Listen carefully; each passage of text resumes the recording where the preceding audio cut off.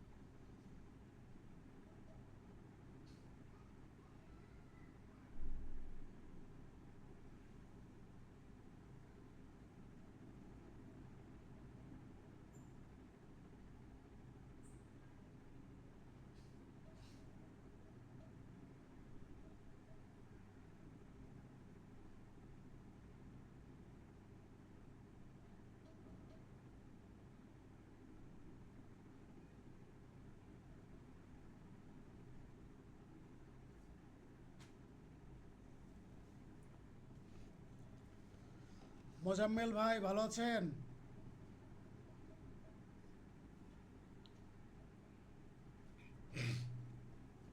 মোজাম্মেল ভাই ভালো আছেন?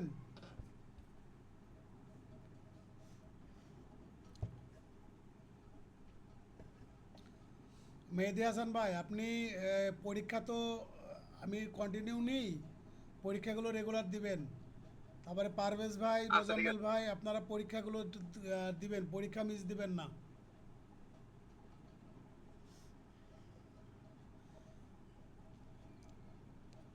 মেহেদি ভাই কি বলতে চাইছিলেন, কি যেন বলতে গেছিলেন, বলেন। ঠিক আছে। জি জি, আপনারা পরীক্ষাগুলো দিবেন, বুঝছেন? আমার পরীক্ষাগুলো মানে প্রশ্নগুলো খুব ক্রিয়েটিভ হয়। আমার প্রশ্ন যদি আপনারা মোটামুটি ভালো করেন, তাহলে দেখবেন যে বার কাউন্সিল এমনিতেই পাস করে যাবেন। আমার প্রশ্ন কোয়ালিটি যদি আপনারা বুঝতে পারেন, বোঝার চেষ্টা করেন, তাহলে সেটা আপনাদের জন্য অনেক বেশি বেনিফিশিয়াল হবে। ভাই একটা কথা বলবো। জি জি জি। ভাই ওই যে সামনের মাস থেকে তো বার কাউন্সিলে ফর্ম পূরণ করবো, ওখানে সিভিল 5টা সিভিল মামলা এবং 5টা ক্রিমিনাল মামলার ফর্ম পূরণ করতে হয় কি? 5টা সিভিল মামলা, 5টা অনলাইনে ক্রিমিনাল ফর্ম, মামলা। মানে অনলাইনে যখন ফর্ম পূরণ করবো ওখানে কি 5টা সিভিল মামলার বিষয় কিংবা 5টা ক্রিমিনাল মামলার বিষয়ে কোনো কিছু সাবমিট করতে হয়? হ্যাঁ হ্যাঁ, ওটা দিতে হয়। আপনার যেটা লাগে ওইটা আমাকে বললে আমি দিয়ে দিব, সমস্যা নাই। যার লাগবে আমাকে বলবেন, আমি দিয়ে দিব।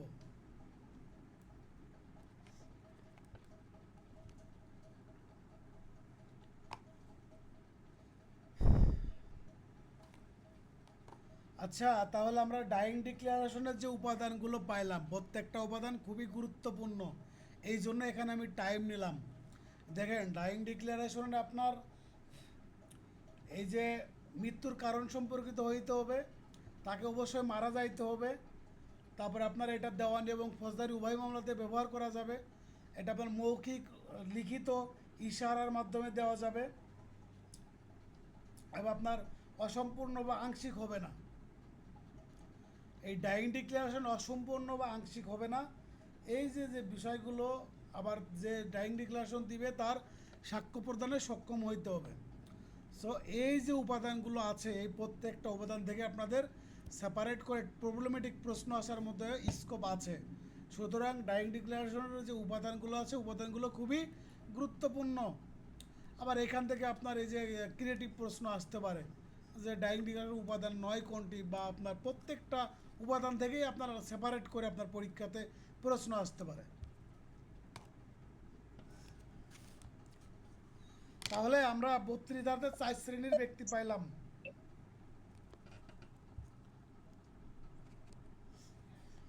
একটা হচ্ছে মৃত ব্যক্তি। উপাদানগুলো থেকে একটা প্রশ্ন ছিল, হ্যাঁ বলেন।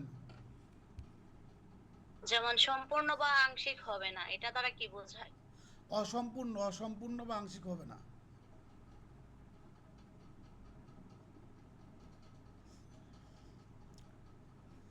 মানে বুঝতে এটাই পেরেছেন? বোঝাচ্ছে মৃত্যুবরণ করতে হচ্ছে। মানে অসম্পূর্ণ বা আংশিক হবে না, যেমন ধরেন যে সে ডাইং ডিক্লারেশন আপনার বলতে কি বোঝাচ্ছে, কোনো একটা বিবৃতি, এই বিবৃতিটা আপনার আপনার অর্ধেক বিবৃতি দিল, যে বিবৃতির মাধ্যমে আপনার পরিপূর্ণ তথ্য পাওয়া যায় না। যেমন ধরেন যে একটা কথা, মানে যে বাংলা সিনেমা দেখেন নাই, সিনেমার অর্ধেক কথা বলতে বলতে মরে যায়, এখন সেই এই অর্ধেক কথার পরবর্তী কথা কী ছিল সেটা আর সে বের করতে পারে না, এটা বের করতে করতে 200 বছর লেগে যায়। মানে এই রকমের যদি অর্ধেক কথা বলতে বলে যায় তাহলে সেটা আপনার ডাইং ডিক্লারেশন হইতে পারে না। বুঝতে পেরেছেন? জি, বুঝতে পারছি।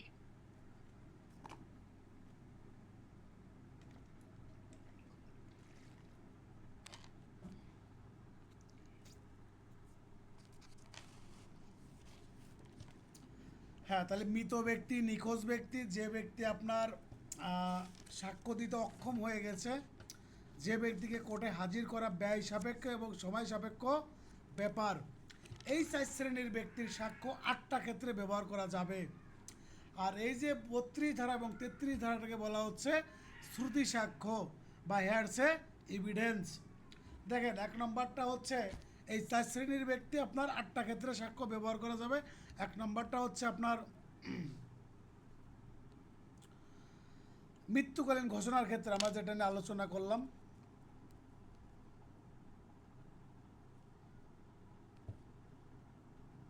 এক মিনিট একটু দাঁড়ান।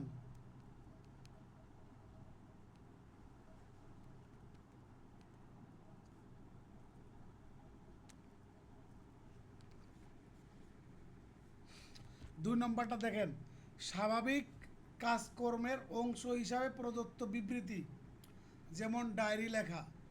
কোনো ব্যক্তি যদি আপনার ডায়েরি লেখে, ডায়েরি লেখার পরে সে মারা গেছে, সেটা আপনার কী করা যাবে, পরবর্তীতে ব্যবহার করা যাবে। আর্থিক এবং মালিকানাগত স্বার্থের পরিপন্থী এমন কোনো বিবৃতি যেটা সত্য হলে বিবৃতিকারীর বিরুদ্ধে দেওয়ানি ও ফৌজদারি মামলা দায়ের করা যাবে। 4 নম্বরটা দেখেন, জনগণের কোনো অধিকার, স্বার্থ, প্রচলিত প্রথা সম্পর্কে কোনো বিবৃতি। 5 নম্বরটা কোনো রক্তের সম্পর্ক, বৈবাহিক অবস্থা, দত্তক সম্পর্কিত কোনো প্রশ্ন উঠলে যে সে সম্পর্কে বিবৃতি। যখন কোনো দলিল উইল লিপিবদ্ধ করা হয় যেটা আপনার এই যে 13 ক ধারাতে বর্ণিত কোনো কাজের সাথে জড়িত, সেই ক্ষেত্রে। আবার দেখেন 8 নম্বর পয়েন্টে চলে যান, কোনো বিষয় একাধিক ব্যক্তির অবগতির বিষয় জড়িত থাকলে তাদের দেওয়া বিবৃতি প্রাসঙ্গিক। এই যে আপনার যে 8টা গ্রাউন্ডস আছে, 8টা গ্রাউন্ডসটা আপনারা বা 8টা ক্ষেত্র আছে, যে ক্ষেত্রে 4 শ্রেণীর ব্যক্তির সাক্ষ্য পরবর্তীতে ব্যবহার করা যাবে বা শ্রুতি সাক্ষ্য ব্যবহার করা যাবে বা এগুলো প্রাসঙ্গিক, যেটাই বলেন। এই যে আপনাদের এই 8টা ক্ষেত্রের মধ্যে 1 নম্বর যেটা আছে যে মৃত্যুকালীন ঘোষণা, এটা আপনারা বিস্তারিত পড়বেন। আর 8টা যে ক্ষেত্র আছে এগুলো আপনার 2-3 বার রিডিং পড়বেন এবং বোঝার চেষ্টা করবেন। এখান থেকে আপনার এইখান থেকে তাহলে মূল প্রশ্ন হচ্ছে 4 শ্রেণীর ব্যক্তি 8টা ক্ষেত্রে ব্যবহার করা যাবে। ডাইং ডিক্লারেশন সম্পর্কে বিস্তারিত পড়বেন।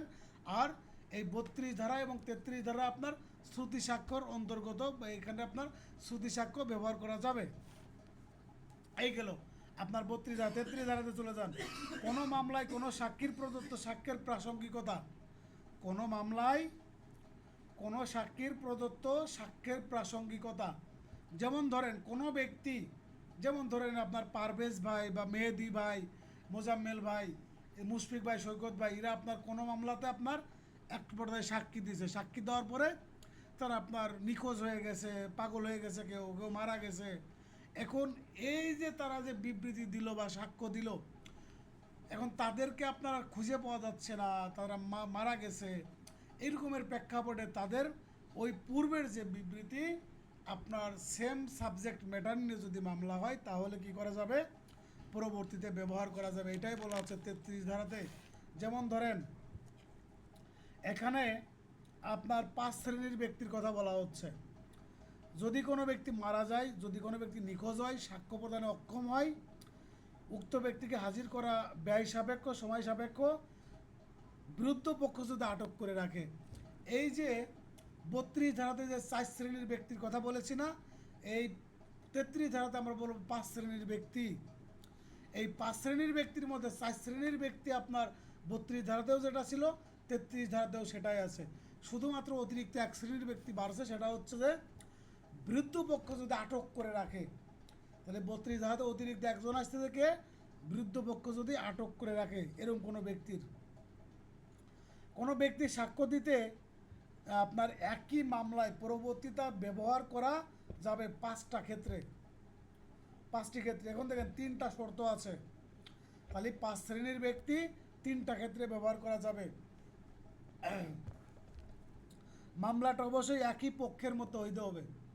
1 নম্বর শর্ত হচ্ছে একই পক্ষের মধ্যে মামলা হইতে হবে, একই বিষয়বস্তু হইতে হবে, বিরুদ্ধ পক্ষ জেরা করার সুযোগ থাকলে বা সুযোগ ছিল বা জেরা করেছিল।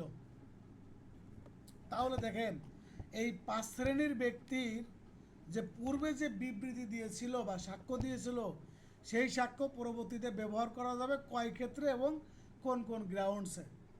3টা শর্তে কি করা যাবে, ব্যবহার করা যাবে। তাহলে এখানে যদি আপনাদের 33 ধারাতে প্রশ্ন আসে, 33 ধারাতে আপনার কয় শ্রেণীর ব্যক্তির সাক্ষ্য পরবর্তীতে ব্যবহার করা যাবে, তাহলে কি উত্তর করবেন যে 5 শ্রেণীর ব্যক্তি আর 3টা শর্তে। 5 শ্রেণীর ব্যক্তি 3টা শর্তে পরবর্তীতে সাক্ষ্য ব্যবহার করা যাবে। 1 নম্বরটা হচ্ছে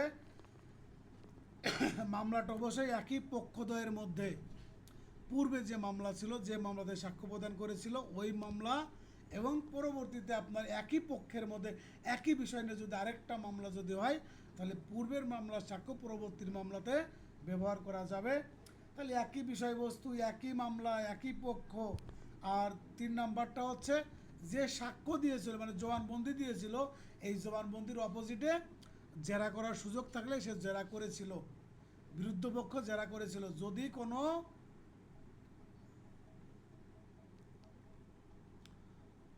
যদি কোনো ব্যক্তি আপনার কি করে এই জবানবন্দি দিয়ে দেয়, আমরা তারপরে কি করব, অবশ্যই তাকে জেরা করতে হয়। এগুলো আমরা বিস্তারিত 137 থেকে আমরা পড়ব। 37, 38, 137, 138, 139, 140 এইগুলো থেকে আমরা পড়ব। তাহলে 33 ধারাতে আমরা কি পেলাম যে 5 শ্রেণীর ব্যক্তি 3টা শর্তে তাদের সাক্ষ্য ব্যবহার করা যাবে। এইবার চলে যান 40 ধারাতে, মাঝে যেগুলো আছে ওইগুলো পড়া লাগবে না। দেখেন, previous judgment relevant to bar a second suit or trial. Previous judgment relevant to bar a second suit or trial. এই যে bar a second suit or trial, এর নিচে একটা দাগ দেন, ব্যার একটা চলে যাবেন, এখান থেকে শুধুমাত্র ইংরেজি টাইটেলটা দেখবেন, তারপরে আমি বিস্তারিত আলোচনা করতেছি। ইংরেজি টাইটেলটা পড়তে হবে, previous judgment relevant to bar a second suit or trial. এখানে তাহলে আপনার ডাক দিবেন কোন জায়গায়, bar a second suit or trial, এর নিচে দাগ দিবেন। দেখেন, পরবর্তী মামলার বিচার নিষিদ্ধ করার জন্য পূর্ববর্তী মামলার রায় প্রাসঙ্গিক। এখন একই বিষয়ে যদি কোনো মামলা একবার যদি নিষ্পত্তি হয়, পরবর্তীতে ওই একই বিষয় নিয়ে আর কোনো মামলা হইতে পারে না। দেখেন, একই বিষয় নিয়ে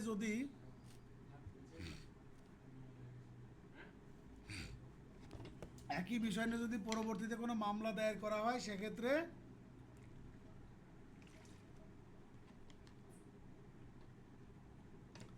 পরবর্তী মামলার যে বিচার নিষিদ্ধ করার জন্য এই একই বিষয়ে পূর্ববর্তী মামলার আদালত কর্তৃক প্রদত্ত রায় আদেশ ডিগ্রি প্রাসঙ্গিক হবে। এটাকে রেস জুডিকাটা বা ডাবল জিওপ্যাটিও বলা হয়। দেখেন যে আপনার এই সাবিনার মধ্যে আর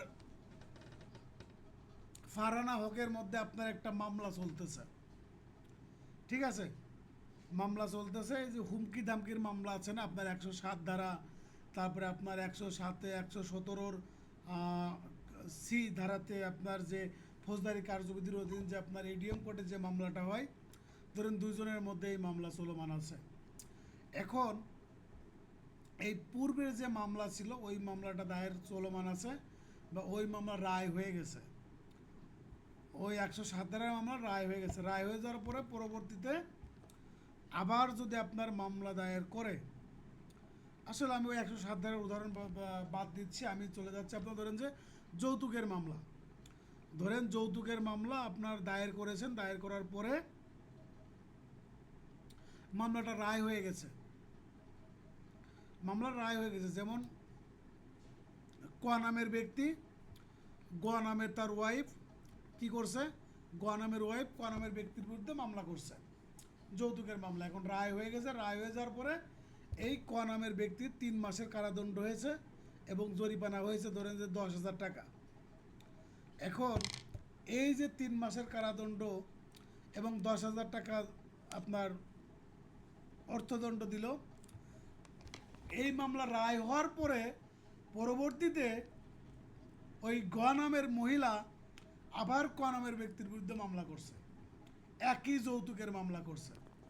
এখন পূর্বে তো এই মামলার রায় হয়ে গেছে, এখন পরবর্তী যে মামলা ছিল ওই যে মামলাটা দায়ের করা হয়েছে ওই মামলাটা চলতে পারে না।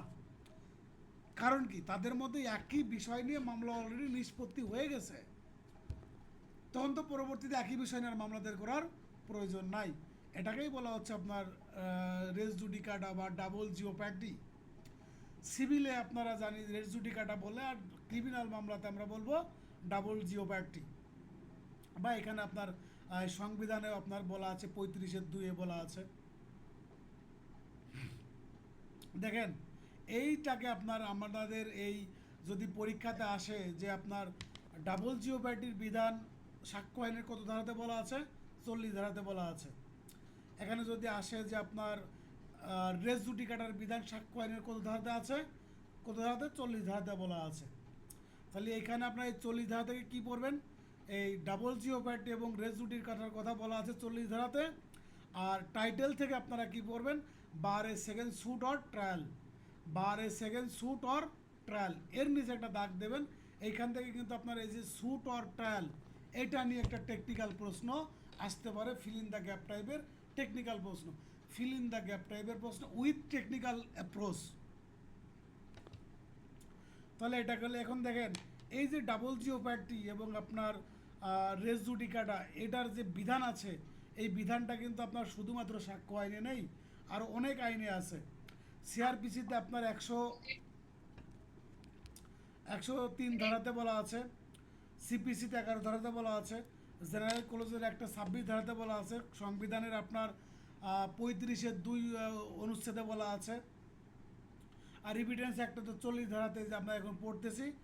আর আপনার বলা আছে আর্মস অ্যাক্টে বলা আছে, আর্মস অ্যাক্টে 30 ধারাতে বলা আছে। এই যে আপনার এই নীতিটা আপনার দেওয়ানি এবং ফৌজদারি উভয় মামলার ক্ষেত্রেই প্রযোজ্য, দেওয়ানি এবং ফৌজদারি উভয় মামলার ক্ষেত্রেই প্রযোজ্য। তাহলে এই যে আপনার সাক্ষ্য আইনের 40 ধারা যে রেস জুডিকাটার যে বিধান আছে এটা কিন্তু গুরুত্বপূর্ণ। ঠিক আছে, 40 ধারা নিয়ে কারো কোনো প্রশ্ন আছে?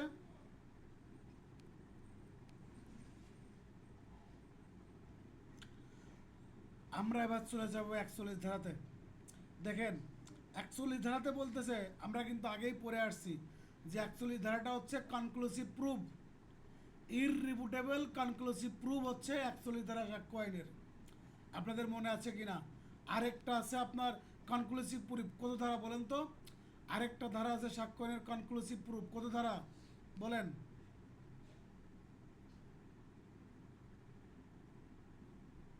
112 ধারা। এস 112 ধারা। 120 এবং 112 ধারা। হ্যাঁ, 41 ধারা এবং 112 ধারা।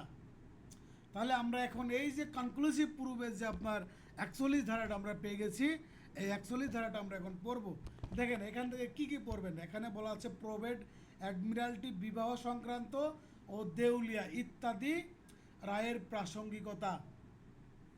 কোনো আদালত কর্তৃক প্রোবেট, অ্যাডমিরালটি, মেট্রোমোনিয়াল বা ইনসলভেন্সি জুরিসডিকশন ইত্যাদি বিষয়ে যদি কোনো রায় প্রদান করলে, এই বিষয়ে যদি কোনো রায় প্রদান করে, তাহলে সেটির প্রকৃতি যদি রাইট ইন রেম হয় তথা সার্বজনীন অধিকার হয় এবং এবার রায়ের মাধ্যমে, তাহলে সেটা আপনার কী হবে, চূড়ান্ত বলে গণ্য হবে। এটাই আপনার যদি এই যে আপনার প্রোবেট আছে, অ্যাডমিরালটি আছে, ম্যাট্রিমোনিয়াল আছে, ইনসলভেন্সি আছে, এই কয়েকটা বিষয় সম্পর্কে যদি আদালত, মোট 4টা বিষয়ের কথা বলা আছে, একটা হচ্ছে প্রোবেট, অ্যাডমিরালটি, বিবাহ সংক্রান্ত, আর একটা হচ্ছে দেউলিয়া। এখন যদি আপনার পরীক্ষাতে 41 ধারা থেকে প্রশ্ন আসে যে 41 ধারায় মোট কয়টা বিষয়ের কথা বলা আছে, কয়টা বিষয়ের কথা বলা আছে, 4টা বিষয়ের কথা বলা আছে। একটা হচ্ছে প্রোবেট, অ্যাডমিরালটি, বিবাহ সংক্রান্ত, আর একটা হচ্ছে দেউলিয়া। এখন এই 4টা বিষয় সম্পর্কে যদি আদালত কোনো রায় প্রদান করেন, আর সেটা যদি রাইট ইন রেম হয়, right in rem and right in personam, এইটা আমি একটু পরে আলোচনা করতেছি, তাহলে সেটা হবে চূড়ান্ত রায়, সেটা হবে চূড়ান্ত। দেখেন, রাইট ইন রেম কাকে বলে, রাইট ইন পার্সোনাম কাকে বলে।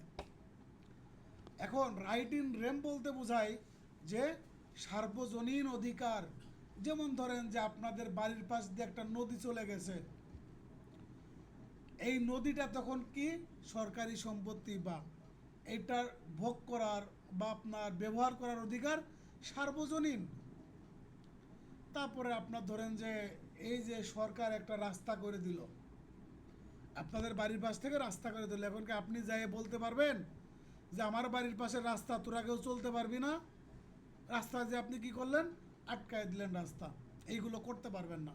তার মানে কি ওইখানে সবার একটা অধিকার আছে। যখন কোনো বিষয়ে সবার অধিকার থাকে তখন তাকে বলা হচ্ছে রাইট ইন রেম। আর আরেকটা হচ্ছে রাইট ইন পার্সোনাম। এটা হচ্ছে যে ব্যক্তিগত অধিকার, শুধুমাত্র আপনারই অধিকার। যেমন ধরেন যে আপনি 5 কোটি টাকা দিয়ে ঢাকাতে একটা বাড়ি কিনলেন, এই 5 কোটি টাকা দিয়ে আপনি ঢাকাতে একটা বাড়ি করলেন, এখানে কি আপনি ওই সারা বাংলাদেশের মানুষকে কি আপনি ওখানে জড়ো করবেন, বা তারা সবাইকে আপনার ওই বাসাতে আসতে পারবে? আসতে পারবে না। কারণটা হচ্ছে এখানে শুধুমাত্র আপনার একার অধিকার আছে, শুধুমাত্র আপনার একার অধিকার আছে। এটাকে বলা হচ্ছে আপনার রাইট ইন পার্সোনাম। যেখানে ইন্ডিভিজুয়াল অধিকার থাকে, ইন্ডিভিজুয়াল রাইট থাকে, সেটাকে বলা হচ্ছে আপনার রাইট ইন পার্সোনাম। আর যেখানে আপনার ইউনিভার্সাল মানে সার্বজনীন একটা আপনার অধিকার থাকবে, সেটাকে বলবো রাইট ইন রেম।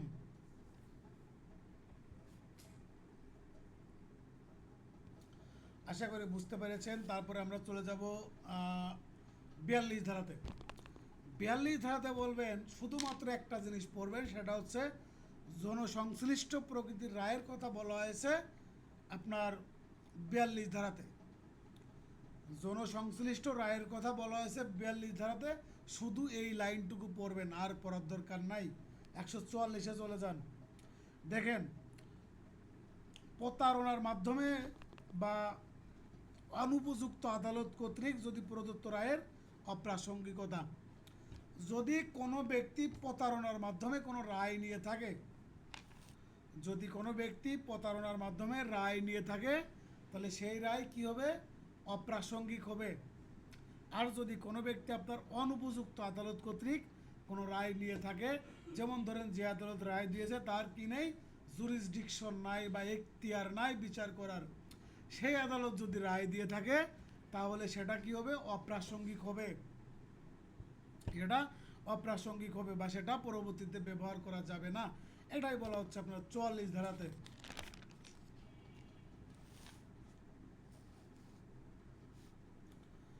এইবার আমরা চলে যাব 145 ধারাতে।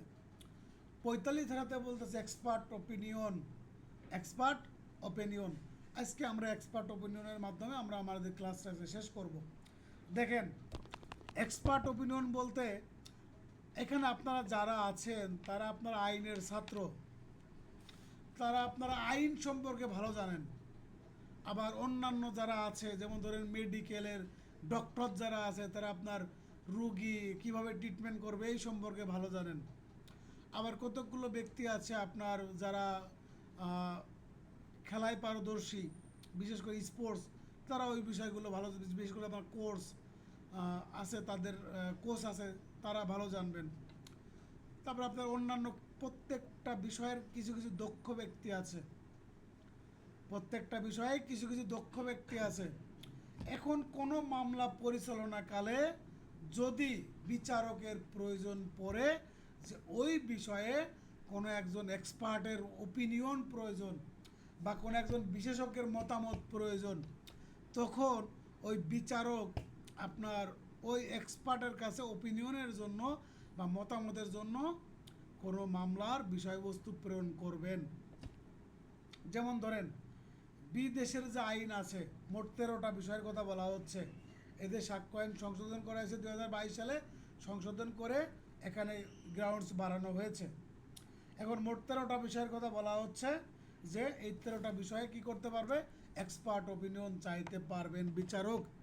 1 নম্বরটা হচ্ছে বিশেষ আইন, 2 নম্বরটা হচ্ছে বিজ্ঞান, বিজ্ঞান সম্পর্কে যাদের আপনার সাম্যক ধারণা আছে। এখন বিচারক তো ধরেন যে আপনার মানবিকের ছাত্র ছিল, ধরেন আর কি।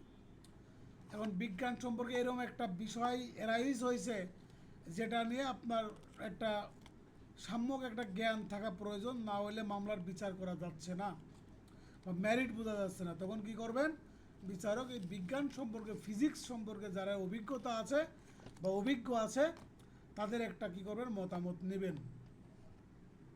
তারপর দেখেন শারীরিক বা ফরেনসিক সাক্ষ্য, শারীরিক বা ফরেনসিক সাক্ষ্য বা পোস্টমর্টেম, চারুকলা বিষয়ে যাদের আপনার জ্ঞান আছে, ডিজিটাল রেকর্ড, হস্তলিপি বা হাতের লেখা সম্পর্কে যারা জ্ঞানী আছে। যেমন ধরেন যে আপনার এই ক নামের এক ব্যক্তি বিবাহ করলো, বিবাহতে আপনার তার নাম হচ্ছে কি শাওন বিশ্বাস।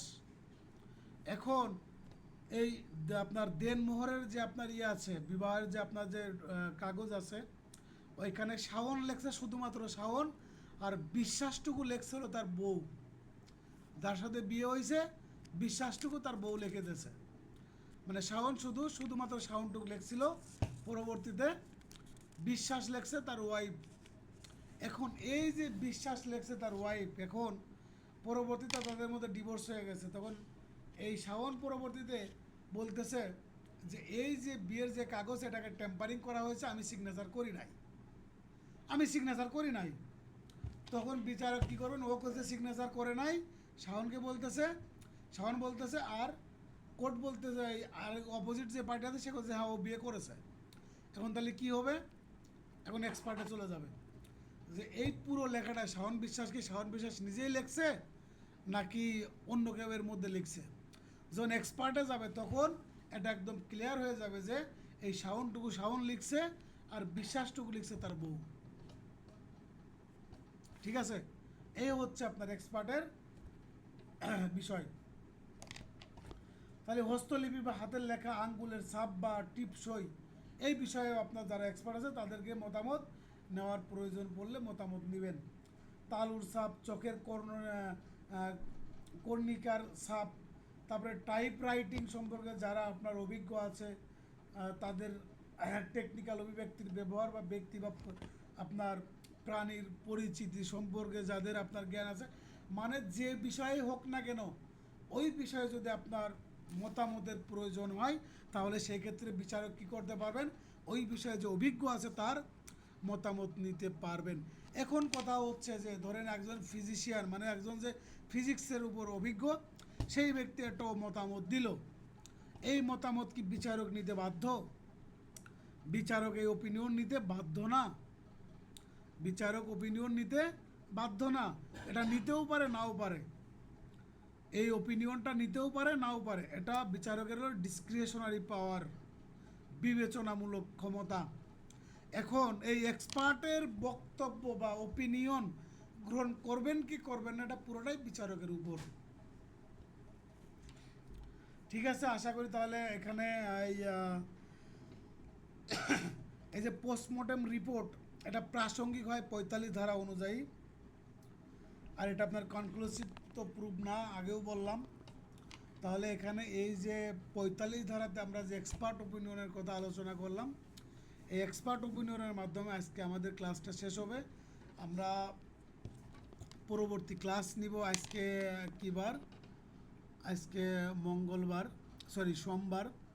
পরবর্তী ক্লাস আগামী বুধবারে নিব। আপনারা ক্লাসের প্রস্তুতি নেবেন। আর যে পর্যন্ত আমি পড়িয়েছি এই পর্যন্ত আপনারা নিজের মতো করে পড়া শেষ করবেন। আমি এখন চেষ্টা করব যে আপনাদের পরীক্ষাগুলো ক্লাস